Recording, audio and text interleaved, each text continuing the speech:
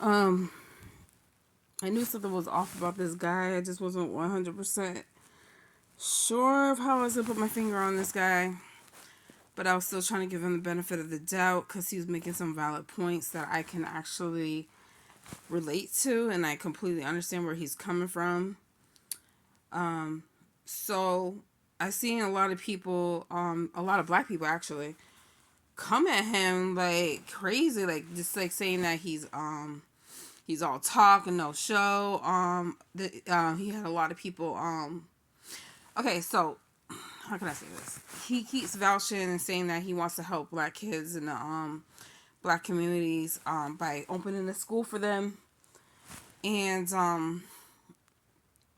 he wants to have black teachers and black principals and black staff educate and help the children that actually care about educating them.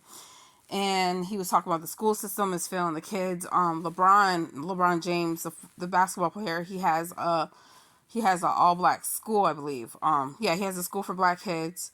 But the teachers are white, and the black students, I don't know if it's an all black. I think it's an all black school, if I'm not mistaken. But I don't know. He said that he said the black kids are failing when it comes to reading, which is very common. And a lot of a lot of black kids are known to be put in special ed. I am a victim of this myself. I'm not ashamed. I'm actually kind of happy that I experienced that because it goes to show that that is a messed up system. So they even put me on Ritalin when I was little, and I had a vouch. So I heard God tell me like stop taking it. I had a vouch for myself when I was a little girl. I was in elementary school, and tell my mother to tell the nurse to stop giving me this medication. I couldn't focus when you're on Ritalin. You're like zoned out. You're like there, but you're really not there, type thing. So they found out later that it had crack in it. Years later, it took years for them people to discover that. Another thing, the teachers when I was growing up, um, they never like really try to they never cared to really educate me or teach me. So I had to like throughout the years I had to just like by listening, um, just by listening and just like trying to try my best to pay attention in school, and reading on my own at home is what helped me articulate the best way I can and comprehend things or whatever. So it wasn't until like I went to middle school, I was in special ed again. They weren't teaching me nothing. I started going to I forgot how it happened. I think I vouched for myself again. I was being mistreated by not only the staff and the teachers, but excuse me, sorry. I was being mistreated by the staff, the teachers, and the students because I was really like different. I was going through a lot at home since I was a little girl, since I was a baby pretty much. And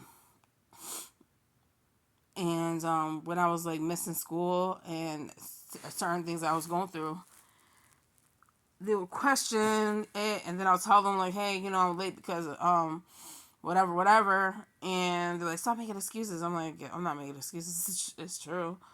Um. Anyways, I got bullied for the way I dressed, all types of things. I even got bullied for not being as fast as the other girls. I wasn't. I was still a virgin. I didn't know. Well, technically, I wasn't a virgin because I got molested by a family member, um, but technically, I was like So they were already a girl already got pregnant in middle school. She's 13. So yeah, they were more like they're just more like out there, and I was just like trying to.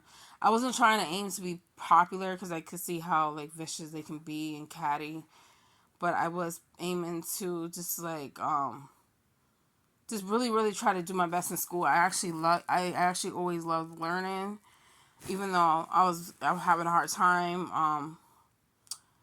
I just really was interested in history and English. Those were my two favorite subjects in science. Actually, yeah, history, English, and science were my three top. favorite subjects that I gravitated towards. So that's what kept me interested in everything like that. So when I'll get mistreated by the teachers, and every other subject, it's just like I just it's whatever. I'm so used to it.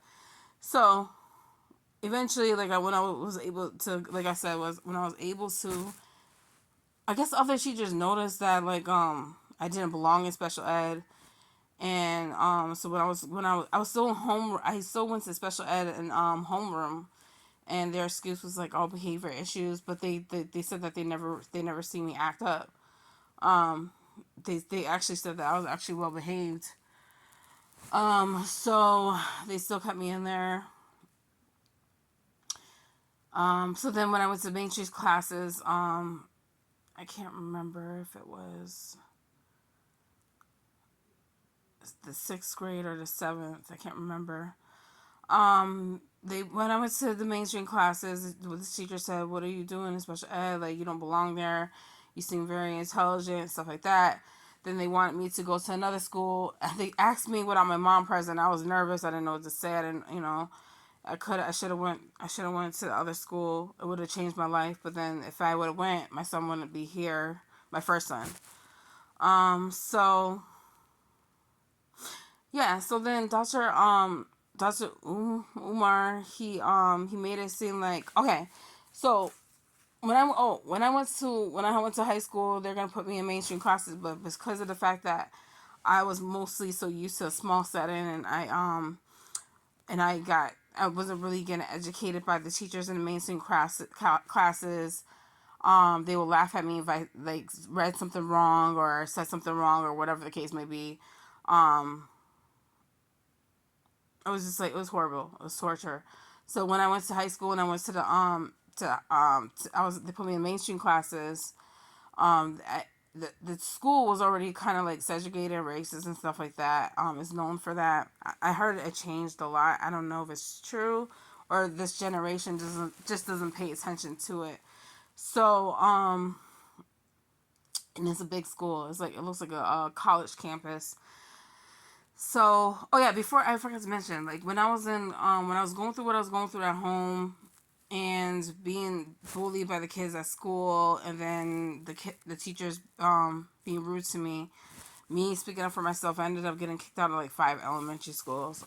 So that was horrible. It's like if a kid's getting kicked out of 5 elementary schools, it's not for no reason. So let's see. So then when I went to high school, they put me in mainstream classes. The teacher didn't care to like when I had questions, he wouldn't answer my questions. When I tried to get tutoring to understand and comprehend what the teacher was saying, they didn't care to do that. They made it very well known that I wasn't accepted. Then I just like, what's the point? What's the point of going to school? So I started missing some days, and then they're like, oh, you missed a lot of days. Maybe we should put you in a different type of like classroom setting. So they put me in this program. That's like it's like mainstream classes, but it's just like a smaller setting for kids that are just like, I guess, outcasts, I guess you could say. So which was actually, it helps me out a lot. So but the thing is, I was still going through what I was going through with the racism thing. So but I tried my best to ignore it. Um, there's this one teacher. She was white and she was very pretty, but she was the only one that actually cared enough to like actually teach me. I guess she's just seen that I really wanted to learn. So she taught me how to read. Even though I kind of knew how to read, but she taught me like she really taught me like like everything pretty much. So if it wasn't for her, I would have never made it to I would have never made high honors. And when she told me I made high honors, and I got A's and B's. I only got like one C, and that was in math. That's what I struggled with because I missed a lot of days in elementary school trying to catch up with the math. So it created a lot of anxiety when I was asking questions and the kids will laugh. So, anyways, um,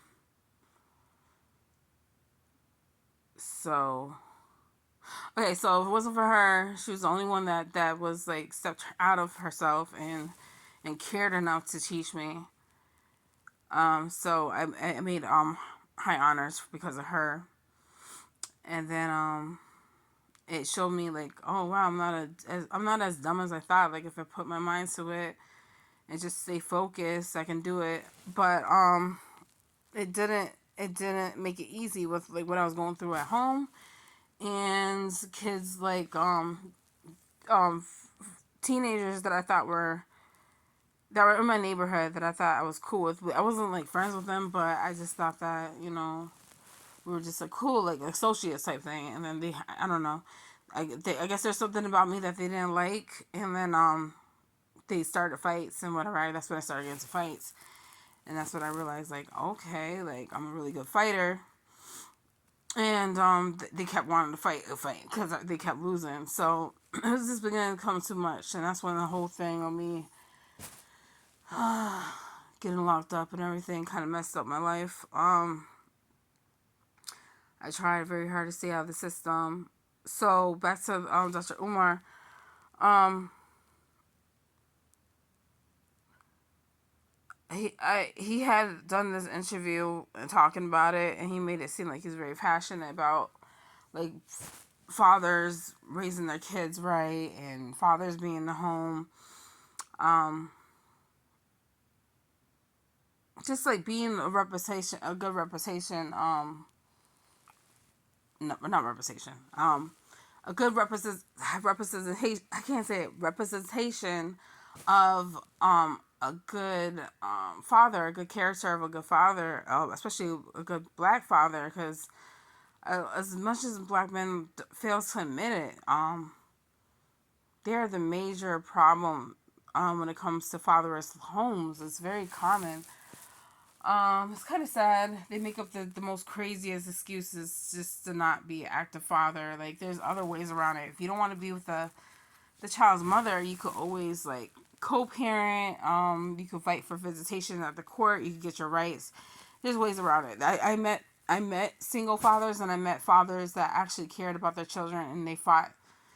They fought no matter how long it took. They fought to be in their kid's life, and not all mothers that are single mothers will purposely keep your kids away from you unless they were trying to protect their kids. And not all single mothers care about child support. And if you're not there presently and physically, why not be there financially? So, and stop thinking that the mothers are only using the child support for themselves. A lot of first of all, in order to take care of your child, you have to take care of yourself. If you need to use the money to like contribute towards like the rent or the food or their clothes or whatever, or what, things that they need, like, there's nothing wrong with that. Anyways, so I found out that someone I was encouraging him because people were attacking him. I didn't understand why. I guess a lot of people have contributed to him, and he hasn't fulfilled anything that he said he was going to fulfill to help the black community, like he said he wants to do. So I found out that he's a deadbeat dad to two different households, and his excuse is that they won't let him see his kids, so he's not going to pay child support. And I don't know when the last time he's seen his kids. I honestly, I didn't even know he had kids. Like, I never really hear him talk about them. So that just goes to show how much he really cares. And then another thing I heard about him is that he's a womanizer. He's a womanizer, and he believes in polygamy. So, but he wants like different types of women in his life. He says only two, but I think it's cap. So he did give me that kind of like perverted type of nasty kind of aggressive vibe, like narcissistic vibe. And I'm glad someone told me about it, because he gave out his number around that time that he gave me. Well, he didn't give me his number. He gave the internet his number and contact information, and then oh yeah, he said that if you're like in any, if you have any type of like similar situation to what I'm going through, he said, because he realized that a lot of black parents that try to be in their children's life, they won't let them go to their graduation. So I play in that category. He said if you're a single mother and you, like if you need like advice or whatever, just reach out. And I reached out to him. I explained to him my story, and then he reached back out to me, and he just asked me for my age and where my location was. And I'm thinking like, he's gonna like. I told him, I like, listen, I don't want no money. I just want you to. I just want to know if you could give me like some advice, some type of encouragement. That's what I was thinking. I was thinking he's gonna give me some type of advice, encouragement. This is before I found out about who he really was, and I said I wanted to know if you could help. Excuse me. I said I wanted to know if you could help me share my story to help others because I don't wish this on anyone. And the only thing he said was like he sent me some emojis, nothing perverted. He sent me some emojis like a fist pump and something else, and then he said, what did he say? Oh, you seem like a strong person. Hang in there, type shit. You're like just simple. That's it. And I'm being sarcastic. Like, oh wow, thank you for the advice. Like I appreciate it. Um, I was like, wow. So that just kind of showed me like, okay, as soon as like you seem like he seemed like interested in my. I told him about myself because I wanted him to know like, hey, like I can relate to your message type thing. And then as soon as I told him my age and location, he just like he didn't seem interested in giving me any type of advice. So I was like, okay, like you say you for the people, but you're not really like encouraging the people, like behind closed doors type thing. Like he's I think that he's all talk. He's a scammer. He wants a lot of black people to contribute to him because if the white man does it, then his opinion is that he won't be able to really excel in helping the black community, which is understandable. But black people are known for being gypped. So it's like you really don't even know who to trust. Sometimes you can't even trust your own people type thing. So I don't know. I just wanted to warn people, just be precautious. Be precautious of him. Because if he's not gonna be an active father and be genuine to his own kids, and he only really cares about himself when it comes to like pleasing himself or whatever the case may be, then that just goes to show that he's really like full of it. I wouldn't pay him no mind. I wouldn't entertain him. I really was debating on putting this out there, but I feel like it needs to be said. Sometimes people on the internet, like if more than one person says the same thing, then it's best to look into what they're saying and look and do some digging and investigating. Cause the internet, they're good at digging things up and finding whatever. But yeah, I think everyone else that I mentioned, like Professor James Small, he even mentioned it that he doesn't care about money. He doesn't have much because he's been offered. He said he's been offered lots of money throughout his whole career of reaching out to people and whatever, and educating black people in the community. And he said that he knows that it's not coming from a good place. So he's like, you can't just accept money from just anyone, no matter how much money it may be. So his purpose is that if he has enough to live within his means and support his self and his wife and his family, his kids, no matter how old they are, that's fine with him. So and he has different types of revenues. But he says he's not rich. He doesn't. He even though he aims for us to become successful and wealthy as Black people, he just wants to do it the right way. He doesn't want to do it the easy sellout way. So yeah. So that's the person that I can respect. And earn your leisure. They always vouch for like try your best to like live within your means. Don't try so hard to be like a materialistic person. They try to teach people to do things the right way, and to get to that point where they can like live the lifestyle that they deserve type thing. So they make valid points. Um, I don't know too much about the men behind the screen that run the whole channel, but 19 King, oh sorry, 19 Kings.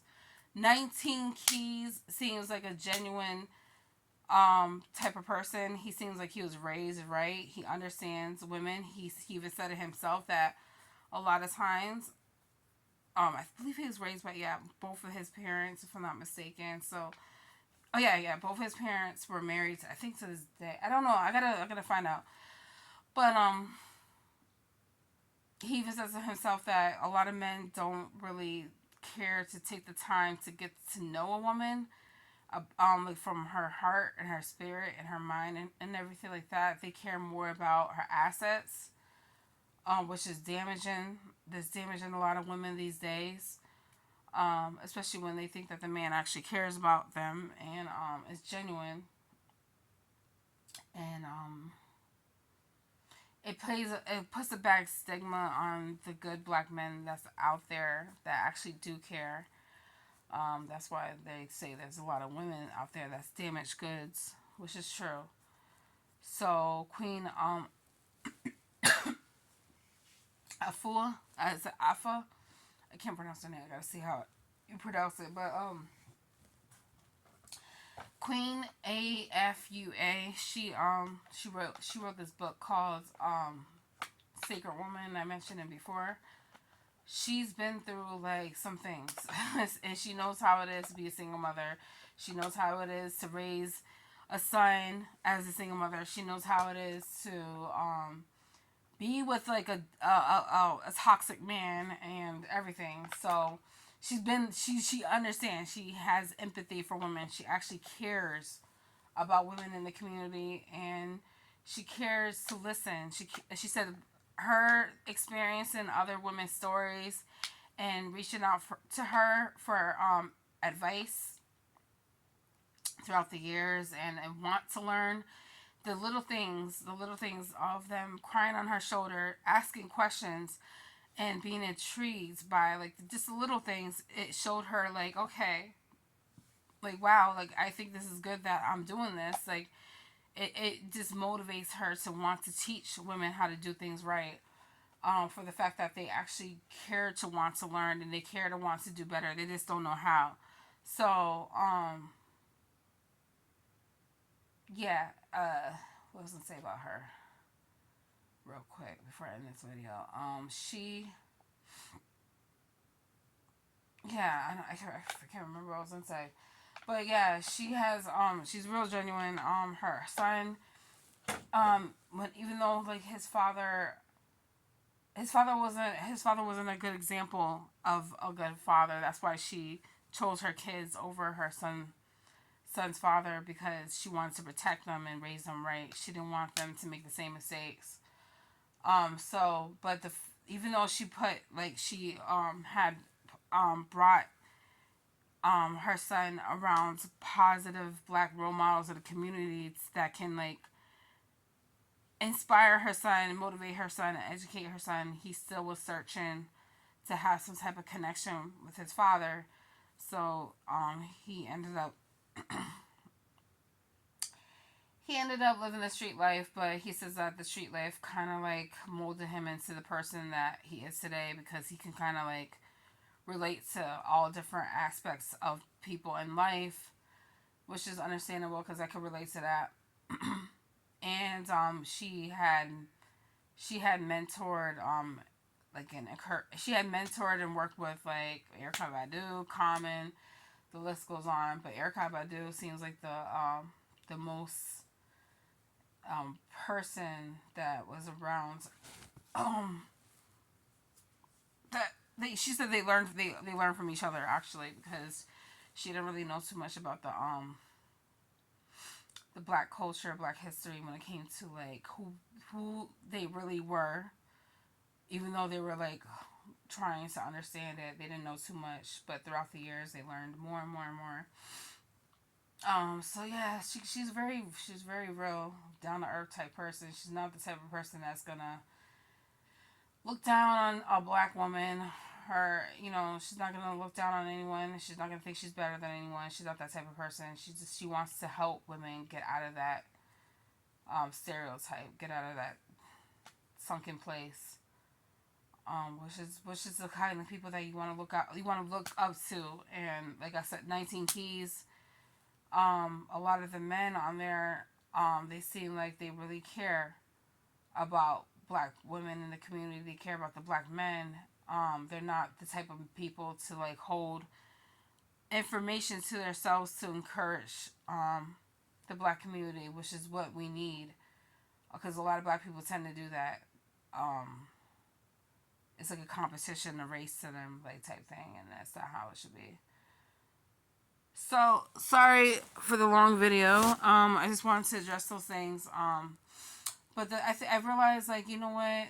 At the end of the day, I have God, and if I focus on God and I focus on educating myself, which I can by reading books, so I can just take the information that is beneficial from these videos and look into them, and hold on to these books, pass it down to my son or whomever needs it in the future, when I'm no longer here or when I no longer need it. It's gonna impact the world. So I might not ever become rich, I might not ever become wealthy, but I just hope that, things will get better in life and prosper for me. If the more that I educate myself and I know the ins and outs, I think it will all work out. So we don't really need nobody. Just as long as we teach ourselves, we could take the resources that, that can help us when the time is right. But we gotta, if you're in my situation where you're like living on a low income, just focus on the basics. And then when you master the basics on taking care of your mental health, your physical health, self-love, self-care, spirit, your spirituality, everything comes into line.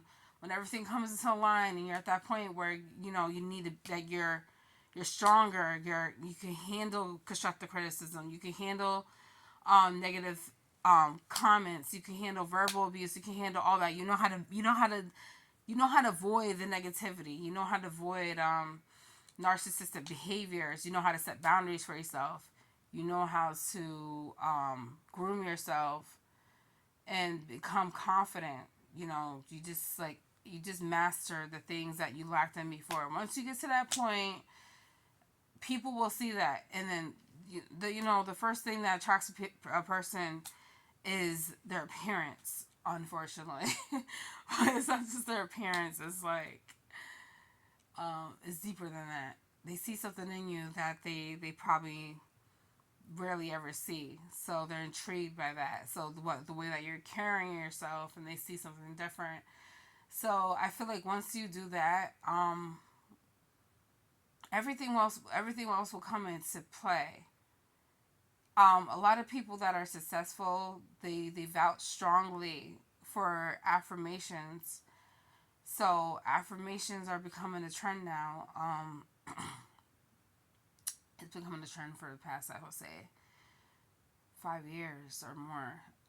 So I think that we need to take that seriously. Self encouragement, and the power of the tongue is like insane. So yeah, getting rid of the all negative thinking and the overthinking is to major things. A lot of people might say that these self-help books are a waste of time. That's the enemy trying to like disregard you from how like it motivating yourself. Basically is don't listen to, like, if it sounds off, if you have an intuition, you have a gut feeling that you should do something that is going to help you, try to like dig into that and try to see if that is the right decision for you. If you feel like it is, do it. I have learned a lot throughout the years, more from self-help books than people alone. So don't listen to the BS. Self-help books are very good. Motivational books are very good. Books on learning skills are very good. That's gonna help you prosper and get to where you need to be, instead of just like putting your faith and trust into a human being. I mean, technically, you're putting your trust into a human being from the author, but it's not like you have to really interact with that person. Like, you know what I'm trying to say? You can find out the proof and tools that's gonna help you from like the actual facts. So no one can use those types of things against you. Once you are to the point where you're educated enough and knowledgeable enough to know what to say, what not to say, what to look for, what not to look for, know what to do and not to do, can't nobody tell you nothing. You're gonna be so untouchable, powerful. You're gonna be like, you're gonna definitely become like a god and a goddess. Okay, that's what God wanted us to be. He wanted us to live in His image. So don't let someone make you feel like it's evil to be rich and wealthy. We need to take that mindset, that slavery mindset, out of like the category. Like, cut that out. So, but you have to be aware. Like, once you get to that level, just watch out for the snakes. Watch out for the sneaky ones. Because trust me, think about it like this: if they didn't give a fuck about you, excuse me, language, if they didn't care about you when you was down, I was trying to work on like not cursing. If they didn't care about you when you was down and when you didn't have nothing, and then all of a sudden when you elevate and you elevate and you elevate and you prosper in life, and all of a sudden they start popping up, like, come on now, like, you're gonna see that. When people say you change, like, you damn right I changed. Like, I changed. I'm brand. Yeah, you acting brand new. Of course, that's the whole point. We're supposed to elevate throughout life. We're supposed to grow and prosper as each and every day. Each and every day, we're supposed to work on ourselves, work on our flaws. There's nothing wrong with becoming brand new. I'm not saying give like someone that you know that you cared about in the past that how can I say this? I'm not saying become like this like petty, like snotty, stuck up type of person. Always have that genuine like heart, that genuine heart of like of being empathetic towards others, even if you don't know them, whatever the case may be. Don't be like that. It's good to like vouch for yourself and demand your respect and stuff like that, but there's a time and place for everything.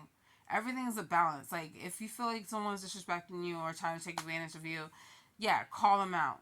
But don't think that when you elevate, like, that you're better than anyone, because you have to remember where you started. Like, you know, if you started from the mud and whatever, don't forget about that. Like, always keep that in the back of your head to encourage not only yourself to keep going, but to encourage others. And another thing that people made a valid point about is that they're starting to realize that a lot of people in the rap community, the hip hop community, the R&B community, just the music industry period, are has been encouraging people to basically live that ratchet gangsta low life type of lifestyle, like, and be on drugs and gun violence, all types of things that's not beneficial. That's not beneficial for us. And then the crazy thing about it is that a lot of these artists, they encourage ratchet and ignorant behavior and an ignorant lifestyle, but they're living like the luxury lifestyle in the most like whitest suburban area, and they're acting like they're still in the trap house because that's how they get people That's how they get people to not only be in the prison system and be on the streets, but that's how they get people. They know that a lot of people like that gangster stuff, like, so that's how they make their money. They don't. A lot of these people in the industry that work for like the man, the devil, whatever you want to say.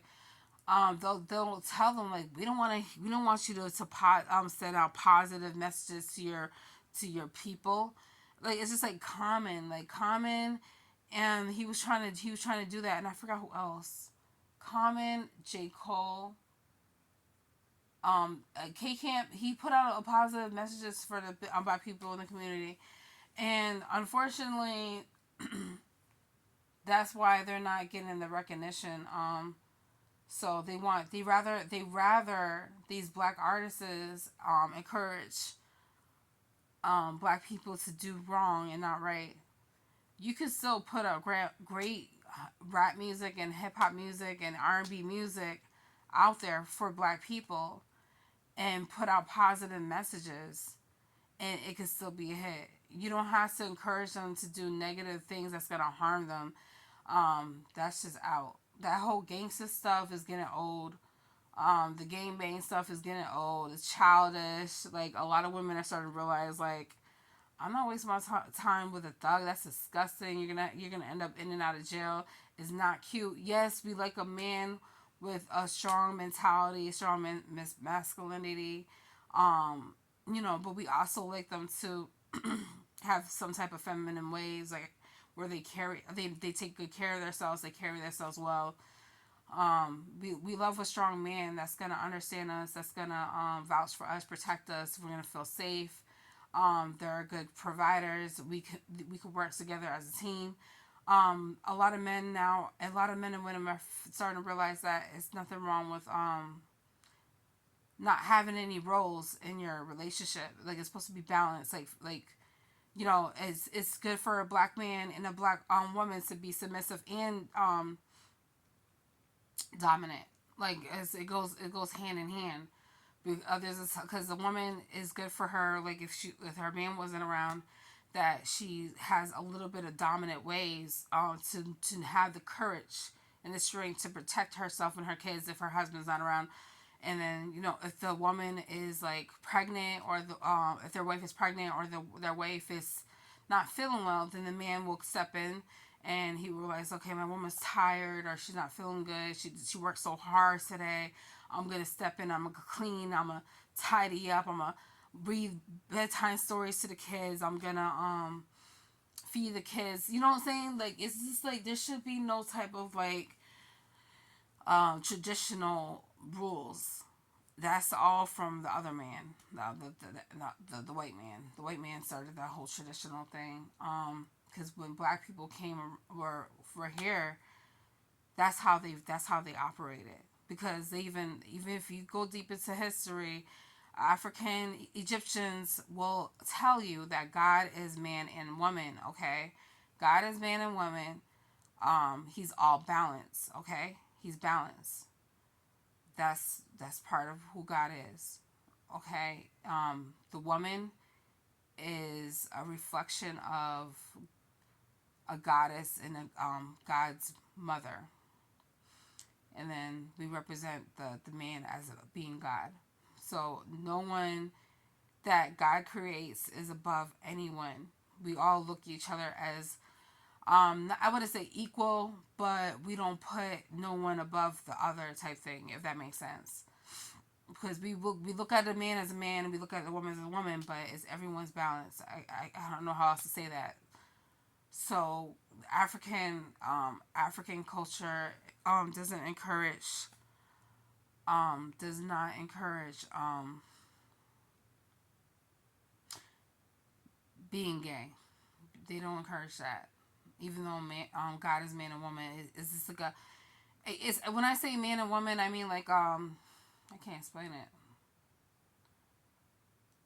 I cannot explain it. I don't know how else to explain it. It's not like he has like woman and man parts.